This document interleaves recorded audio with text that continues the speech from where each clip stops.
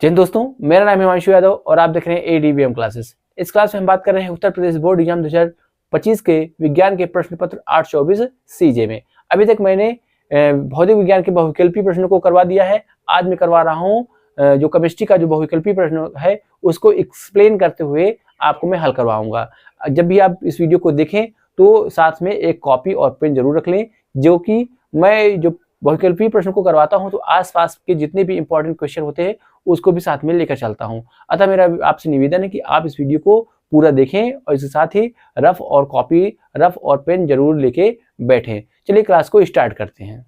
Question number 8 कहता है, question number 8 क्या है? एक विलयन लाल लिटमस पेपर को नीला करता है, इसका पीएच मान संभव है। देखिए क्वेश्चन नंबर 8 किसके बारे में है? लिटमस पेपर के बारे में। लिटमस पेपर, तो देखिए अगर लिटमस पेपर क्या हो, नीला से क्या हो जाए, नीला से क्या हो जाए, लाल हो जाए, लाल। इसका मतलब ये क्या है, ये अम्ल है। और अगर लिटमस पेपर क्या हो जाए, लाल से क्या हो जाए, नीला हो जाए, तो क्या होता है, ये होता है क्षार होता है। ठीक है। पीएच मान की बात कर लेते हैं।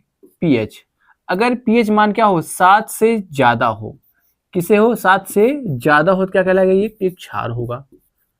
और अगर पीएच मान क्या हो, 7 से क्या हो, 7 से कम हो तो क्या कहलाएगा, ये अम्ल होगा। ठीक है। और अगर पीएच मान क्या हो, पीएच मान अगर 7 हो तो क्या हो जाएगा, ये उदासीन हो जाएगा। ठीक है। जल का पीएच मान कितना होता है? जल का पीएच मान होता है 7। इसको क्या करना है, आपको याद रखना है। ठीक है। तो इसमें क्या है कि लिटमस पेपर का मान क्या है, तो इसका पीएच मान कितना संभव हो सकता है, क्या लाल से नीला हो जाता है, क्या हो जाता है, लाल से नीला। इसका मतलब ये क्षार है। इसका जो पीएच मान होगा वो क्या होगा, वो ऑप्शन नंबर डी क्या है, ए बी सी और डी। इसमें 1 कहा है, 6 कहा है, 3, ये दोनों क्या है, ये सभी क्या है, अम्ल है। ये तो होगा नहीं करेगा। और ऑप्शन नंबर डी क्या है, इसमें सही है, क्योंकि इसमें दिया है 8। ठीक है। तो क्वेश्चन नंबर 8 का जो डी सही है। अब बात करते हैं क्वेश्चन नंबर 9।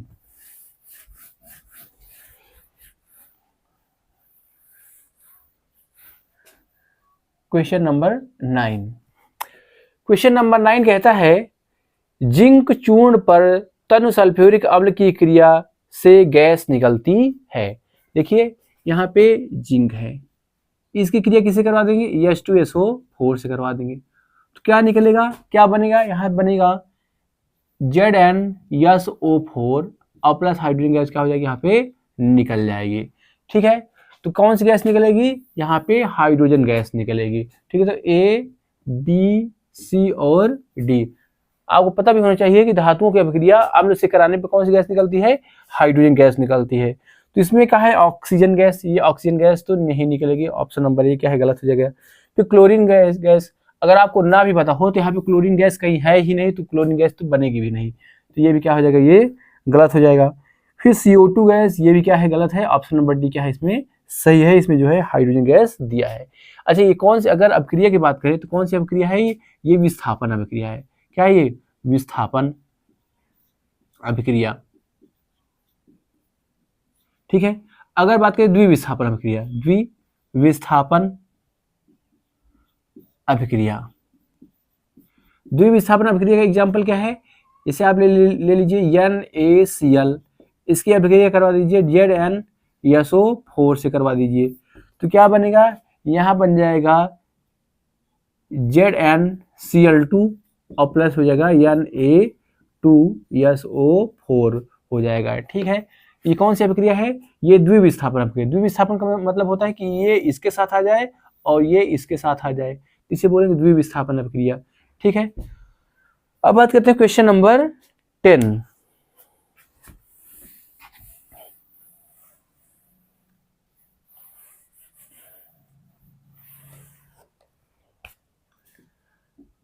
क्वेश्चन नंबर 10 है, एल्काइन का सामान्य सूत्र होता है। देखिए सामान्य सूत्र की बात कर रहा है, एल्केन। एल्केन का सामान्य सूत्र क्या होता है? CnH2n+2 होता है। इसका एग्जाम्पल क्या है? CH4 मेथेन और C2H6 एथेन। फिर एल्कीन, एल्कीन एल्कीन एल्कीन का जो सामान्य सूत्र होता है वो होता है CnH2n होता है, और इसका जो एग्जाम्पल है ये ethene C2H4 and C3H6 ethene और प्रोपीन क्या है इसका एग्जाम्पल है। और तीसरा है एल्काइन, एल्काइन एल्काइन एल्काइन का जो सामान्य सूत्र होता है वो होता है CnH2n-2 होता है। क्या होता है? CnH2n-2 होता है, और इसका जो एग्जाम्पल है वो C2H2 मतलब एथाइन एंड C3H4 कितना हो जाएगा ये? 3 हाँ C2H4 क्या हो जाएगा? ये एथाइन, ये हो जाएगा प्रोपाइन। ठीक है, तो ये रहा इसका एग्जाम्पल। अब इसमें ऑप्शन में देख लेते हैं A, B, C और D। ऑप्शन नंबर डी क्या है? एल्काइन की बात किया है। ऑप्शन नंबर ए कह रहा है ये CnH2n, नहीं ये तो नहीं होता है। ऑप्शन नंबर बी क्या होता है? CnH2n+2, ये भी क्या होता है? ये तो एल्केन का है ये। फिर जो है डी कह रहा है CnH2n+4, ये तो हो भी नहीं करेगा क्योंकि आप इसे पढ़े ही नहीं हो, तो आप इसे गलती से भी टिक मत लगाना। यहाँ पे ऑप्शन नंबर सी क्या है? ये सही है। इस प्रकार से ये क्वेश्चन नंबर आपका 10 हो गया। अब बात करते हैं क्वेश्चन नंबर 11।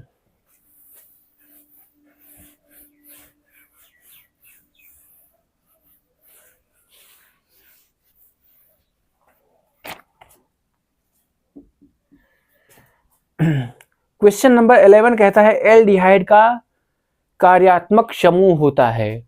चलिए मैं अब आपको कुछ समूह का नाम बता दे रहा हूं, जैसे अल्कोहल। अल्कोहल अल्कोहल का जो सामान्य सूत्र क्या होता है? वो होता है क्रियात्मक समूह होता है, OH होता है। इसे बोलेंगे IUPAC में, इसे बोलते हैं ऑल। क्या बोलते हैं? ऑल बोलते हैं, ऑल बोलते हैं। ठीक है, अल्कोहल। फिर कीटोन, कीटोन कीटोन का क्या होता है? ये होता है ये कीटोन है, इसे क्या बोलते हैं? ऑन बोलते हैं। क्या बोलते हैं? ऑन बोलते हैं। फिर एल्डिहाइड, एल्डिहाइड एल्डिहाइड का क्या होता है? एल्डिहाइड का होता है ये CHO। CHO आपको देखने को मिल जाएगा, या आपको ऐसे भी मिल सकता है CHO या C, यहाँ पे डबल बॉन्ड O, यहाँ पे H। ये क्या है? इसे बोलते हैं, इसका क्या बोलते हैं? इसे बोलते हैं अल बोलते हैं। क्या बोलते हैं? अल बोलते हैं। उसके बाद कार्बोक्सिलिक अम्ल, कार्बोक्सिलिक अम्ल कार्बोक्सिलिक अम्ल का क्या होता है? ये होता है HCOOH होता है, ये कार्बोक्सिलिक अम्ल है। या इसको ऐसे भी दे सकता है, ये C डबल बॉन्ड O, यहाँ पे O, यहाँ पे क्या हो जाएगा? H। इसे क्या बोलते हैं? इसे बोलते हैं ओइक अम्ल, ओइक अम्ल बोलते हैं। ठीक है, तो इस तरीके से आपको जो है मैं बता दिया हूं। इसमें कहा है एल्डिहाइड का क्रियात्मक समूह, तो एल्डिहाइड का क्रियात्मक समूह कौन क्या होता है? COH ये होता है। तो इसमें कौन सा ऑप्शन नंबर सही है? इसमें जो है ऑप्शन नंबर बी सही है। कौन सा सही है? ऑप्शन नंबर बी सही है। ठीक है, ये रहा क्वेश्चन नंबर 11 हो गया। अब बात करते हैं क्वेश्चन नंबर 12।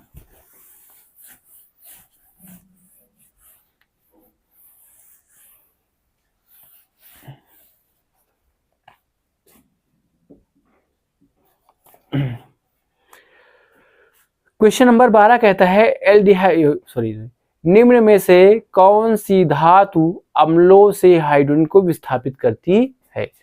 देखिए, जो क्रियाशील धातु है, क्रियाशील धातु, क्रियाशील धातु क्या करती है? वो क्या करती है? अम्ल से क्रिया करके क्या करती है? अम्ल से क्रिया करके क्या बनाती है? लवण, और जो है हाइड्रोजन गैस क्या करती है? बाहर निकालती है। अब क्रियाशील धातु कौन कौन सी हैं इसकी बात करें, जैसे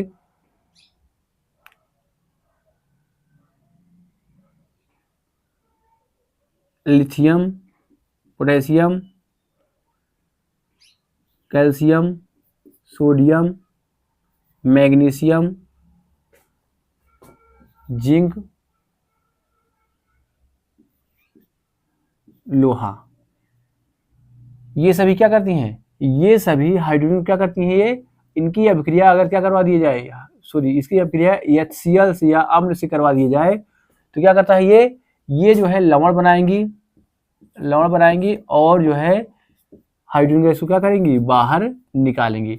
अच्छा, कौन सी अभिक्रिया है जो अम्ल से क्रिया नहीं करती है, ये है Hg, Cu, Ag और Au। इसे बोलेंगे उत्कृष्ट धातु। क्या बोलते हैं इसे बोलते हैं उत्कृष्ट धातु। ये जो है अम्ल से क्रिया क्या होती है, ये नहीं करती हैं। इसका मतलब ये है कि जैसे Cu प्लस HCl करवा दिया जाए तो कोई अभिक्रिया नहीं करेगी, परंतु अगर क्या करवा दी जाए, अगर हम कह दें कि यहाँ पे सोडियम की अभिक्रिया HCl से करवा दिया जाए तो क्या होगा, यहाँ पे जो अभिक्रिया होगा वो होगा NaCl और प्लस क्या हो जाएगा, यहाँ पे हाइड्रोजन गैस जो है बाहर निकलेगी।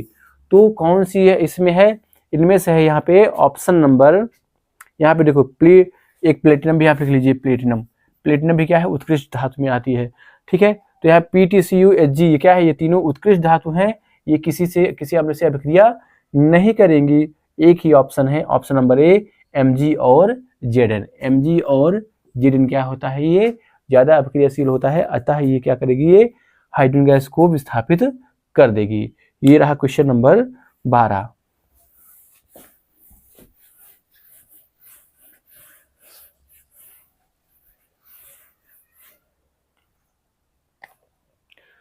Question number 13। क्वेश्चन नंबर 13 कहता है निम्न में से किस यौगिक में कीटोन समूह उपस्थित है।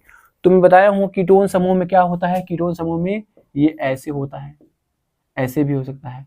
ठीक है, तो ये वाला समूह किस में होगा, तो देखिए पहला में ऑप्शन है, पहला ऑप्शन नंबर ए क्या है, ए यहाँ पे है HCO, ये क्या है, ये CHO है, ये एल्डिहाइड है। ठीक है, तो ये तो नहीं होगा।